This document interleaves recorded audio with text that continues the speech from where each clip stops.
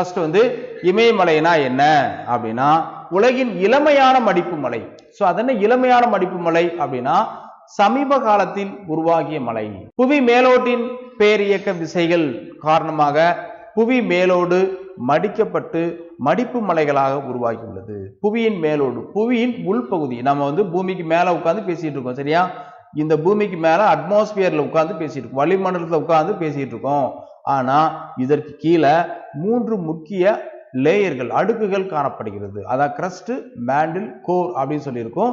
இதுல இந்த கிரஸ்ட் தான் வந்து திட நிலையில் காணப்படக்கூடியது. மேண்டில் வந்து பாதி திட திரவ நிலையில் காணப்படும். அதே மாதிரி கோர் என்பது அவுட்டர் கோர் முழுமையும் லிக்விட் திரவ நிலையில் காணப்படும். சோ அந்த மாதிரியான ஒரு அமைப்பு தான் புவியின் அமைப்பு. அப்ப இந்த கிரஸ்ட் மேல இருக்கக்கூடிய அந்த சாலிட் பார்ட்டிகளை தான் என்ன சொல்றாங்கன்னா பிளேட் அப்படிங்கிறாங்க. அதான் புவி மேலோடு. அந்த புவி மேலோடு மேலதான் நாம உட்கார்ந்துட்டு இருக்கோம். அதுல வந்து என்ன ஆகுதுன்னா அந்த பேர் இயக்க சக்திகள் அப்படின்னா வந்து என்னன்னா அந்த இயக்கம் நடந்துகிட்டே இருக்கும், டெக்டானிக் போர்சஸ். அந்த டெக்டானிக் போர்சஸ்னால இந்த பிளேட் எல்லாம் மூவ் ஆகிட்டே இருக்கும். அப்படி மூவ் ஆகுறதுனால இந்த மடிப்பு மலை உருவாகி உள்ளது. இப்ப இமயமலை என்பது அங்க ஒரு மடிப்பு மலை, இளம் மடிப்பு மலை. மேற்கில் சிந்து பள்ளத்தாக்கில் இருந்து கிழக்கே பிரம்மபுத்திரா பள்ளத்தாக்கு வரை 2500 கிலோமீட்டர் நீளத்துக்கு நீண்டு பரவியுள்ளது சரியா. அடுத்து இம்மலைகள் காஷ்மீர் பகுதியில் 500 கிலோமீட்டர் அகலத்துடனும் அருணாச்சல பிரதேசத்தில் 200 கிலோமீட்டர் அகலத்துடனும் வேறுபட்டு காணப்படும். ஏன்னா அந்த மேற்கு பகுதி கொஞ்சம் அகலம் அதிகமாகவும் கிழக்கு பகுதி சற்று அகலம் குறைவாகவும் காணப்படும். இங்கதான் பிரபலமான பாமீர் முடிச்சு உள்ளது. சோ இந்த மேற்கு பகுதியில அந்த டாப்ல ஜம்மு அண்ட் காஷ்மீர் பாத்தீங்களா, அதற்கு மேல் பகுதியில டாப்ல பாமீர் முடிச்சுன்னு ஒரு முடிச்சு இருக்கும். அந்த பாமீர் முடிச்சினுடைய பெயர் என்னன்னு கேட்டீங்கன்னா உலகின் கூரைன்னு சொல்லுவாங்க. ஏன்னா இங்கதான் உலகின் முக்கியமான மலைகள் எல்லாமே என்னாகும் இந்த பகுதியில் மீட் பண்ணும். ஒரு முடிச்சு மாதிரி. இப்போ வந்து ஒரு கைத்தை எடுத்து 2-3 கைத்தை எடுத்து சேர்த்து ஒரு முடிச்சு போட்டா அது அப்படியே என்னாகும் அங்கங்க பிரிஞ்சு நிற்கும் பாத்தீங்களா. அதே மாதிரி பல மலைகள் ஒரே இடத்துல இணைவதால் அதை என்ன சொல்றாங்க பாமீர் முடிச்சுன்னு சொல்றாங்க. இங்க வந்து கிரேட்டர் ஹிமாலயாஸ், ரெசர் ஹிமாலயாஸ் அப்படின்னு சொல்லி 3 பிரிவு இருக்கும். இந்தியாவின் பெரு அரணாக உள்ள இமயமலையை 3 பெரும் பிரிவுகளாக பிரிக்கலாம். ஒன்னு வந்து டிரான்ஸ் ஹிமாலயாஸ். டிரான்ஸ் ஹிமாலயாஸ் என்பது இமயமலைக்கு மேலே உள்ள பகுதி. அடுத்து அதுக்கு கீழே வந்து ஹிமாலயாஸ் இருக்குது, இமயமலைகள் இருக்குது. அதற்கும் கீழே வந்து கீழ்பகுதியில் கிழக்கு இமயமலை அல்லது பூர்வாஞ்சல் குன்றுகள் அப்படின்னு சொல்லுவாங்க. சோ இந்த ரீஜன்ஸ், இந்த 1, 2, 3 போட்டிருக்காங்களே, இது வந்து காரக்கோரம், லடாக், ஜாஸ்கர், இதெல்லாம் வந்து டிரான்ஸ் ஹிமாலயாஸ். இந்த ரீஜன் ஃபுல்லாவே ஓகேவா, இந்த ரீஜன் ஃபுல்லாவே டிரான்ஸ் ஹிமாலயாஸ். இதுதான் கிரேட் ஹிமாலயாஸ். இங்க வந்து பாருங்க, இங்க ஆரம்பிச்சு இந்த எண்ட் வரைக்கும் இங்க வந்து முடியும் சரியா. சோ இங்க இந்த எண்ட்ல நங்கா பர்பத்னு ஒரு பீக் இருக்கும். இந்த இருக்கு பாருங்க நங்கா பர்பத் சரியா, இதான் நங்கா பர்பத். இங்க 6வது ஒரு பீக் இருக்கும், இது நம்ச பர்வா. இது இங்க இருக்கு பாருங்க. இந்த நங்கா பர்பத் வந்து வெஸ்ட் எண்ட், வெஸ்ட் எண்ட் தான். மேற்கு முனை வந்து நங்கா பர்பத், கிழக்கு முனை வந்து நம்ச பர்வா. இந்த ரெண்டு எண்டும் தான் என்ன பண்ணுது ஹிமாலயாஸ். சோ இதனுடைய ஷேப் பாத்தீங்கன்னா ஒரு வில் போன்று வளைந்து காணப்படும். இந்த வில் போன்று வளைந்து காணப்படும் இந்த பகுதியை சிண்டாக்சியல் பெண்ட் அப்படிம்பாங்க. இந்த பகுதி என்ன சொல்லுவாங்க சிண்டாக்சியல் பெண்ட். ஏன் இந்த சிண்டாக்சியல் பெண்ட் வந்துச்சு அப்படின்னா இந்த பக்கம் ஆரவல்லி மலை இருக்கும், இந்த பக்கம் ஷில்லாங் பிளாட் இருக்கும். இந்த பக்கம் எந்த ஒரு மவுண்டெயினுமே அந்த அளவுக்கு இருக்காது, ஃபுல்லா பிளைன். அதனால இந்த 2 பக்கம் இருந்து ஃபோர்ஸ் அதிகமா போனதுனால இந்த பக்கம் இருந்து ஃபோர்ஸ் அதிகமா போகும், இந்த பக்கம் இருந்து ஃபோர்ஸ் அதிகமா போனதுனால இது அப்படியே வில் போன்று வளைந்து காணப்படுகிறது சரியா. இது வில் போன்று வளைந்து காணப்படுவதற்கு இதான் காரணம்.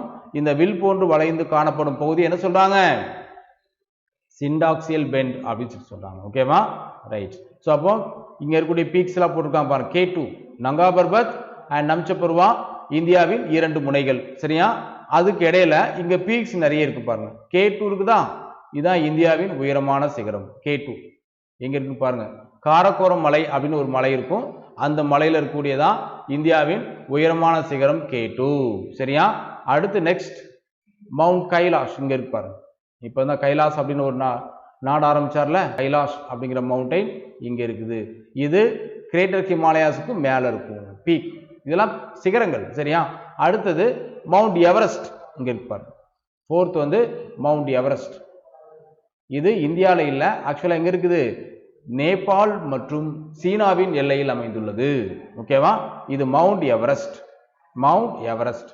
இதற்கு கீழே இந்த பக்கம் வந்தீங்கன்னா கஞ்சன்ஜங்கா. சோ கீழே இந்த பக்கம் வந்தீங்கன்னா கஞ்சன்ஜங்கா. இது இந்தியாவில் சிக்கிம் மாநிலத்தில் உள்ளது. கஞ்சன்ஜங்கா என்பது எங்க இருக்குது? இந்தியாவில் சிக்கிம் மாநிலத்தில் உள்ளது. அடுத்தது இது நம்ச பர்வா. அப்போ 6 சிகரம் இருக்குதா? இதுல உயரமானது காரகோரம் மலையில் இருக்கக்கூடிய K2 உயரமானது. ஆனால் தற்பொழுது அது நம்மளுடைய ஆக்குபேஷன்ல இல்லாதனால, நம்மளுடைய பகுதியில் இல்லாதனால அது நம்மளால ஈஸியா ரீச் ஆக முடியாது. ஆனா நம்ம பகுதியில் இருக்கக்கூடிய, நம்மால் எளிதாக சென்று வரக்கூடிய பகுதி எதுன்னு கேட்டா கஞ்சன்ஜங்கா தான் உயரமானது. டிரான்ஸ் ஹிமாலயாஸை பத்தி பார்க்கலாம். டிரான்ஸ் ஹிமாலயாஸ் அப்படின்னா என்ன அப்படி பாருங்க. இம்மலைகள் மேற்கு இமயமலைகள் என்றும் அழைக்கப்படுகிறது. இதை வந்து மேற்கு இமயமலைகள் அப்படின்னு இன்னொரு நிக்நேம் சொல்லுவாங்க. அது இல்லாம இம்மலைகள் ஜம்மு காஷ்மீர் மற்றும் திபெத் பீடபூமியில் அமைந்துள்ளது. இம்மலை எங்க இருக்குது? ஜம்மு காஷ்மீர் மற்றும் திபெத் பீடபூமியில் அமைந்துள்ளது. இந்த டிரான்ஸ் ஹிமாலயாஸ் ஆல்ரெடி சொல்றேன். இது காரகோரம், லடாக், ஜாஸ்கர், பீர்பாஞ்சல், தௌலாதா இவங்க எல்லாம் டிரான்ஸ் ஹிமாலயாஸ்ல வருவாங்க. சரியா? தென் இதன் பரப்பளவு திபெத்தில் அதிகமாக இருப்பதால் இவை திபெத்தின் இமயமலை எனவும், திபெத்ல அதிகமா இருக்கனால திபெத்தின் இமயமலை எனவும், இம்மலைகள் மேற்கு மற்றும் கிழக்கு எல்லைகளில் சுமார் 40 கிலோமீட்டர் அகலத்துடன் அதன் மையப்பகுதியில் 225 கிலோமீட்டர் அகலத்துடன் காணப்படுகிறது. எது? இந்த டிரான்ஸ் ஹிமாலயாஸ். முக்கியமான மலைத்தொடர்கள்லாம் இங்க கொடுத்துருக்க பாருங்க. காரகோரம், லடாக், ஜாஸ்கர், பீர்பாஞ்சல் மற்றும் கைலாஷ். இதெல்லாம் இந்த டிரான்ஸ் ஹிமாலயாஸ்ல இருக்கக்கூடிய மவுண்டெயின்ஸுடைய நேம். இதுதான் நார்தர்ன் பார்ட், இமயமலையின் நார்தர்ன் பார்ட். இந்த பிக்சர் அப்படியே உங்க புக்ல கொடுத்துருப்பாங்க. சரியா? இந்த பிக்சர் அப்படியே உங்க புக்ல இருக்கும். இதில் நல்லா பார்த்தீங்கன்னா பாருங்க, மேஷர் பிரம், நங்கா பர்பத், இதெல்லாம் பீக்ஸ். சரியா? இங்க K2 எங்க இருக்குது? காரகோரம் இங்க இருக்கு பாருங்க. நான் சொன்ன காரகோரம் இருக்குதா? இங்க கேஷர் பிரம். இதெல்லாம் இங்க இருக்கக்கூடிய சிகரங்கள். இது நல்லா மைண்ட்ல வச்சுங்க. இதெல்லாம் குரூப் 1ல கேட்டாங்க. பட் குரூப் 2, குரூப் 4ல கேட்ட மாதிரி இல்லை. குரூப் 1ல கேட்பதற்கான வாய்ப்புகள் அதிகம். இங்க காரகோரம் ரேஞ்ச், இங்க லடாக் ரேஞ்ச், இங்க ஜாஸ்கர், பீர்பாஞ்சல், சிவாலிக். கீழே வந்து சிவாலிக் ரேஞ்ச் வந்துடும்.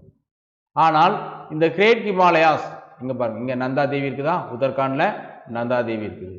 அடுத்து குமாயின் ஹிமாலயாஸ்.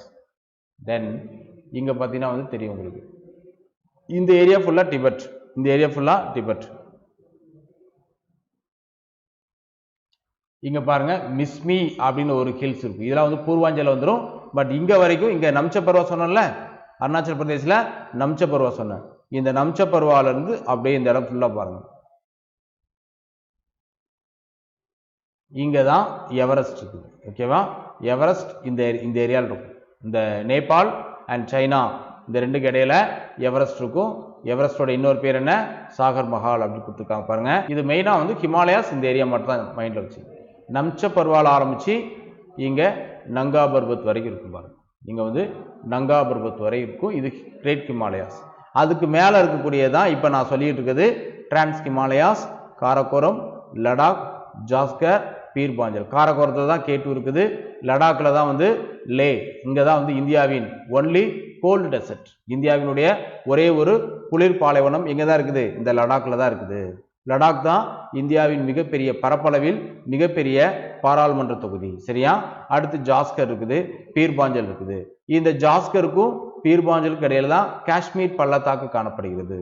இந்த காஷ்மீர் பள்ளத்தாக்குல தான் குங்குமப்பூ, ஆப்பிள் போன்ற பொருட்கள் அதிகமாக விளைகிறது. இங்க பாருங்க, ஜாஸ்கர் இருக்குது, பீர்பாஞ்சல் இருக்கு. இந்த ரெண்டுக்கு இடையில என்ன இருக்கும்? குங்குமப்பூ விளைகிறது. அதே மாதிரி ஆப்பிள் இங்க அதிகமாக கிடைக்குது. இந்த பகுதியை கைப்பற்றுவதுதான் பாகிஸ்தானின் முக்கிய நோக்கம். சரியா? அதற்காக தான் என்ன பண்றாங்க? நம்ம கிட்ட சண்டை போடு. பொருளாதார ரீதியாக ரொம்ப வளமான பகுதி இந்த காஷ்மீர் வேலி அப்படின்னு சொல்லுவாங்க. இங்க இருந்தா இண்டஸ் ரிவர் வருது பாருங்க. இண்டஸ் ரிவர் இங்க ஆரம்பிச்சு இங்க போய் வரும். ஜீலம், செனாப், ரவி, பியாஸ், சட்லஜ். ஸோ இது எல்லாமே இண்டஸ்னுடைய துணை நதி. அது ரிவர்ஸ் வரும்போது பார்ப்போம். ஸோ இங்க ஆரம்பிக்குது, மானசரோவரில் ஆரம்பிச்சு இங்க இருந்து இங்க போய் கீழே வருது. கீழே வந்து பாகிஸ்தான்ல கராச்சிக்கு பக்கத்துல அரபிக்கடல்ல கலக்கும். இந்த மவுண்டைன் ரேஞ்ச் பாருங்க, இது ஜஸ்ட் ஒரு டாட் மாதிரி கொடுத்துருக்காங்க. ஸோ இதுல பாத்தீங்கன்னா வந்து எல்லாமே உங்க புக்லயே இருக்குது, கொஞ்சம் வெளியில இருந்து எடுத்து போட்டிருக்கோம். ஓகேவா? தென் பாமீர் நாடு சொன்னோம்ல, இதான் பாமீர் நாடு, நல்லா பார்த்துங்க. ஸோ இந்தியாவுக்கு மேல சென்ட்ரல் ஏஷியா, இந்த ஆப்கானிஸ்தான், இந்த டியன்ஷன் குன்லன்ஷன் இங்க இருப்பாரு, ஹிந்து குஷ் இந்த பக்கம் போகும், பாகிஸ்தானுக்கு வந்தோம். இந்த பக்கம் குன்லன்ஷன் வரும், அந்த பக்கம் டியன்ஷன் வரும், அல்டாய்ஷன் வரும். ஸோ இதெல்லாம் இங்க மீட் பண்ணும். இங்க இருந்து காரக்கோரம் போய் மீட் பண்ணும். ஸோ இந்த மாதிரி ஒரு முடிச்சு மாதிரி இருக்கிறதுனால தான் இது என்ன சொல்றாங்க, பாமீர் நாட் அப்படின்னு சொல்லி சொல்றாங்க. ஓகேவா? பாமீர் முடிச்சு. குன்லன்ஷன் மலை நான் சொல்லியிருப்பேன் ஆல்ரெடி, குன்லன்ஷனுக்கும் இமயமலைக்கும் இடையில இருக்கக்கூடிய இந்த பகுதியை தான் திபெத்னு சொல்லுவோம். சரியா? அடுத்தது இமயமலை. ஸோ இமயமலையில பாருங்க, சென்ட்ரல் ஹிமாலயாஸ். ஸோ டிரான்ஸ் ஹிமாலயாஸ்ல யார் யாரெல்லாம் இருக்காங்க, காரக்கோரம், லடாக், ஜாஸ்கர், பீர்பாஞ்சல். ஸோ இவங்கெல்லாம் டிரான்ஸ் ஹிமாலயாஸ்ல இருக்கக்கூடியவங்க. அடுத்து இமயமலைனா மெயின் இமயமலை தான் சென்ட்ரல் ஹிமாலயாஸ். இவை வடக்கு மலைகளின் பெரிய பகுதியாக அமைந்துள்ளது. இதனுடைய வடக்கு மலையிலே மிகப்பெரிய பகுதியை தான் இந்த சென்ட்ரல் ஹிமாலயாஸ்.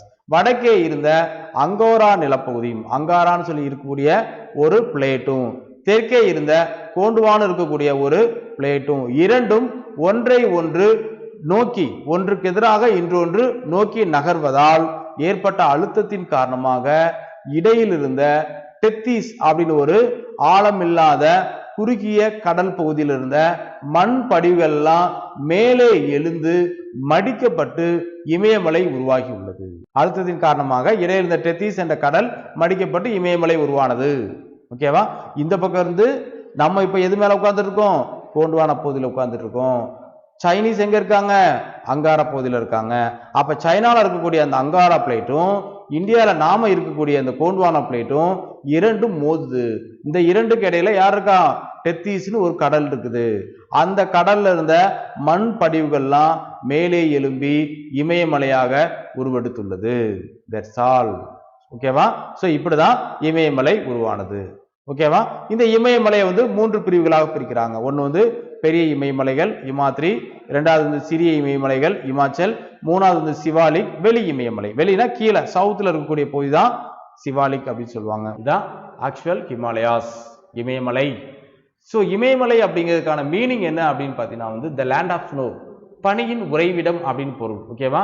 இமயமலை என்பதன் மீனிங் என்ன, பனியின் உறைவிடம். ஒரு வெப்பமண்டல பகுதியில, வெப்பமண்டல பகுதிக்கு அருகே ஒரு மிகப்பெரிய பனிப்பாறை இருக்குன்னா அது இமயமலையில தான் இருக்குது. ஸோ அதனாலதான் என்ன சொல்றாங்கன்னா இதை பனியின் உறைவிடம். ஏன் இங்க பனி அதிகமா இருக்கு அப்படின்னா அதுக்கான மெயின் காரணம் என்ன அப்படின்னா உயரம். எப்போதுமே கடல் மட்டத்திலிருந்து உயரம் அதிகரிக்க அதிகரிக்க 1000 மீட்டர் உயரத்திற்கு 6.5 டிகிரி செல்சியஸ் வெப்பநிலை குறையும் என்பதுதான் நியதி.